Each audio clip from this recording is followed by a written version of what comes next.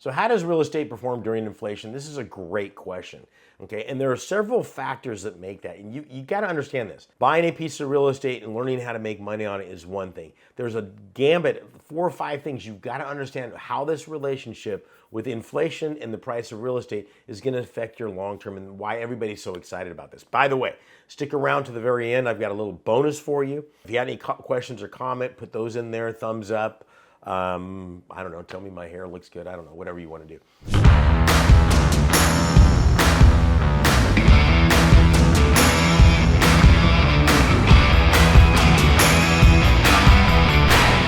You can't talk about real estate profits without talking about this. Okay, so let's talk about inflation as a whole. Inflation means the price of goods goes up, so your dollar is worth less. So if you've got your money in the bank and it's earning 4% and inflation is 8%, you're losing money. If I buy property with that same dollar amount and the value of that real estate is going up and inflation is going up, at least I'm hedging against the inflation. That's what they mean by that. So real estate almost, okay, has to go up when inflation goes up. Why? Because so many different factors are going on. First of all, if inflation's going up, that means my cost to take care of that property, put a hot water heater in there, I'm talking about rental properties, to do all of that stuff goes up. So I have to increase the rent. You knew where I was going with this. If I'm building a brand new house, okay, the price of those materials has to go up. Okay, I got a perfect example of this. I was building a house before the inflation went crazy here in 2020 and all the way up through 2023 and 4. And now I'm looking at that same exact project, literally side by side. The property that I'm doing right now is 31% more money for my windows, my doors, my refrigerators, my tile, my 2x4s, everything. Cost of the real estate, exactly the same. So in order to sell the second home, just to make as much money as we did on the first home, it's going to cost me, the price has to go up at least $100,000. Okay, so that's how it affects it. So there's all sorts of different factors involved in it. Also, inflation will affect builders. I got some friends of mine that are huge builders in the United States. I'm very well connected with their purchasing department. And they're going, yeah, we're just buying property and we're sitting on it till the inflation slows down a little bit so we can anticipate the cost and project that out so we know what we're going to be pricing that out. Because they're sitting there looking at it. There's one project I'm thinking about off the top of my head. There's 52 units. Properties that are being built, around $700,000 when this project started, and they're up to $900,000 just to make exactly what they were going to make at $755 average sale price had to be bumped up to $935,000, which affects everything else. It affects who can qualify for that. Then if you got inflation, the feds are trying to cool down inflation. So what are they going to do with interest rates? Anybody got any ideas? What are they going to do with interest? Oh my God, yeah, they're going to move them up. So you'll see the feds moving up interest rates. As of this recording, they've kind of backed off a little bit. Literally in 2024, we thought they were going to lower the interest rates 3 or 4 different times. That never happened. I think they did it once. I can't remember. It doesn't really matter. 2024 is a blur. But there you go. So what are some other things that you can do with real estate? Or how can you take advantage of an inflationary time? And it's a great question. One way you can do this is go out there and get distressed properties, fix them up. Now you've got built-in equity. But everybody's thinking the same thing. That's why that market starts to dry up.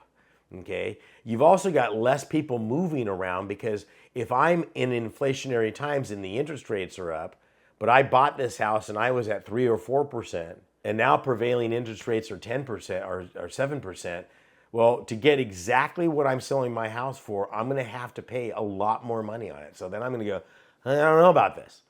Okay, I don't know if I'm willing to do this. So there's all of those factors involved. Okay, so you've got to look at that. One of the things that I love to do, and if you've watched my channel, thank you. If you haven't, well, you don't know what you're missing, but maybe you do now, is buying tax lien and tax deed properties. The differentiation between those two is a tax lien certificate is somebody that has failed to pay their property taxes for 1 year. The county lets you and me go down to the county and put that money up for those delinquent taxes. Now, I'm not buying somebody's house, just so we're clear on that. I'm not even dealing with the property owner. I'm dealing with the county. I give them the money in return for that. They give me an interest rate that can be anywhere from 16, 18, even high as 25% return. And now understand that that interest rate isn't something that me and the county negotiate. It is mandated by law. It's in the state constitution. So every state's got a little bit of different. We're not going to go there right now. So what happens is this: when that property owner comes down to the county and says, hey, I want to pay my property taxes, whatever the case is, he pays it to the county. The county goes, oh, hey, I got this tax lien investor that gave us the money for roads, bridges, fire department so we can run our county. We're going to go ahead and give that money to them, plus the interest rate within 5 to 10 business days. And think about it. You're getting 16 to 18%. It sounds good, right? A lot better than banks are paying at this recording of about 4% on a CD, 1-year CD. So that's pretty good. What if they don't pay? Okay, well, here's the other side of it. If a property owner fails to pay their property taxes for 4 years, then the property lien holder has got the opportunity to foreclose the property, or the county can just outright sell the property for the back taxes. Those are two different types of jurisdictions. So about half of the 5,013 taxing jurisdictions sell liens, and about half sell the deeds, which means I can go to a sale, boop, boop, boop, boop, boop, and they say, hey, here, we got this property that owes $30,000 in back taxes over the last 5 years. I put my hand up and say, I want to pay that $30,000. I'm making it very simple. Okay, there's a lot that goes on there. I give them the $30,000. Everybody's happy, and I get the property. Okay, so I'm kind of bundling a lot in there.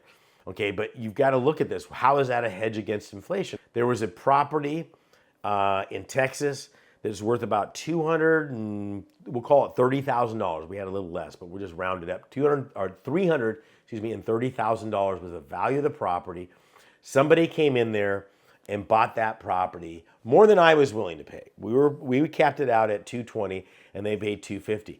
But they bought the property literally at about $75,000 less than the value of it, ARV, after rehab value right now. So they've kind of gone back in time with inflation. Now they're here. It needed just a little bit of what I call mop and glop.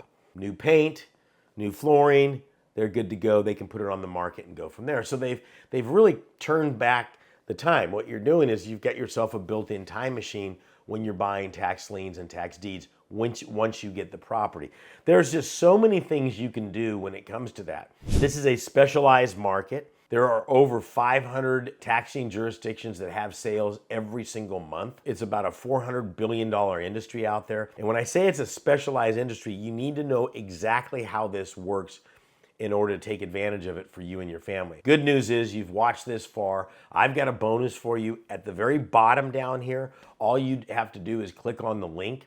It says higginsmethod.com, and that will take you to a brand new course that I've put together that's absolutely free, my gift to you. Click on that, watch through the series of videos on there, and I can spend a lot more time teaching you exactly how this works. This is Saen Higgins saying God bless and good luck, and we'll see you out there.